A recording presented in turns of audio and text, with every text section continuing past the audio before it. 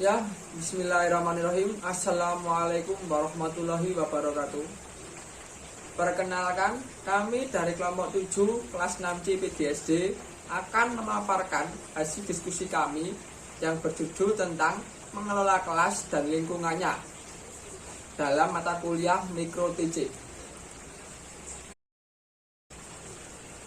Pengertian pengelolaan kelas secara umum adalah penciptaan kondisi yang memungkinkan pengelolaan pembelajaran dapat berlangsung secara optimal. Berdasarkan pendekatan permisif, pengelolaan kelas adalah upaya yang dilakukan oleh guru untuk memberi kebebasan kepada siswa dalam melakukan berbagai aktivitas sesuai dengan apa yang mereka inginkan. Berdasarkan pendekatan modifikasi tingkah laku, pengelolaan adalah upaya untuk mengembangkan dan memfasilitasi perubahan yang perilaku bersifat positif dari siswa dan berusaha semaksimal mungkin mencegah munculnya atau memperbaiki perilaku negatif yang dilakukan oleh siswa. Kemudian, tujuan pengelolaan kelas. Menurut Ahmad, tujuan pengelolaan kelas adalah sebagai berikut. Yang pertama, mewujudkan situasi dan kondisi kelas baik sebagai lingkungan belajar maupun sebagai kelompok belajar yang memungkinkan siswa untuk mengembangkan kemampuan semaksimal mungkin. Yang kedua, menghilangkan berbagai hambatan yang dapat menghalangi terwujudnya interaksi belajar mengajar. Yang ketiga, menyediakan dan mengatur fasilitas serta memperalat belajar yang mendukung dan memungkinkan siswa belajar sesuai dengan lingkungan sosial, emosional, dan intelektual siswa dalam kelas. Komponen keterampilan pengelolaan kelas. Yang pertama ada preventif.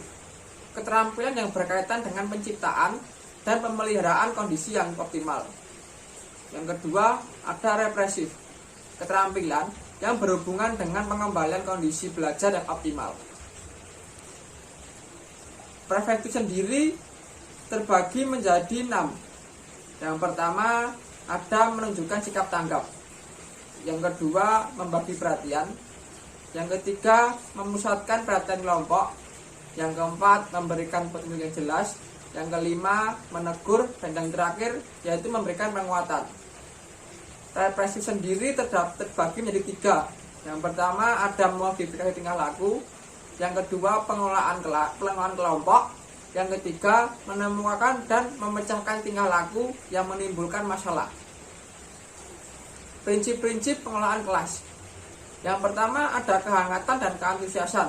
Yang kedua ada tantangan. Yang ketiga bervariasi. Yang keempat keluasan. Yang kelima penekanan pada hal-hal yang positif. Yang keenam penanaman disiplin diri. Pendekatan-pendekatan dalam pengelolaan kelas. Dalam mengelola kelas, kita telah dihadapkan pada sisa yang bersifat individual dan kelompok, sehingga kita perlu berhati-hati dalam menanganinya. Biasanya teknik yang digunakan antara lain, yang pertama nasihat, yang kedua teguran, yang ketiga larangan, yang keempat ancaman, yang kelima teladan, yang keenam hukuman, dan sebagainya. Menurut James Cooper dan kawan-kawan mengemukakan 3 pendekatan. Yang pertama ada pendekatan aldifikasi perilaku. Yang kedua pendekatan sosial emosional. Yang ketiga pendekatan proses kelompok. Peran guru dalam pengelolaan kelas. Yang pertama mendorong siswa mengembangkan tanggung jawab individu terhadap lingkungannya. Yang kedua membangun pemahaman siswa agar mengerti dan menyesuaikan tingkah lakunya dengan tata tertib kelas. Yang ketiga menimbulkan rasa berkewajiban melibatkan diri dalam tugas serta tingkah laku yang sesuai dengan aktivitas kelas.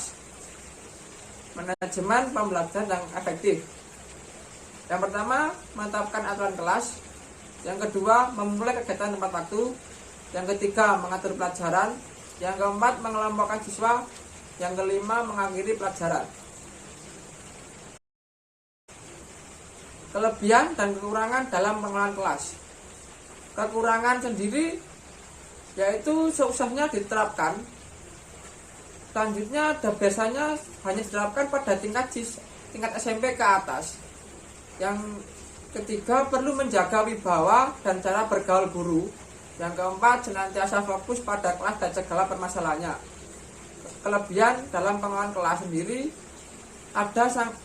Yang pertama, sangat efektif dalam pembelajaran. Yang kedua, siswa menjadi sangat nyaman bila ini sukses dilakukan. Yang ketiga, menjadikan pembelajaran yang nyaman. Yang keempat, siswa menjadi cepat menanggapi setiap pembelajaran yang ada. Yang kelima, guru menjadi enak dalam melanjutkan materi selanjutnya.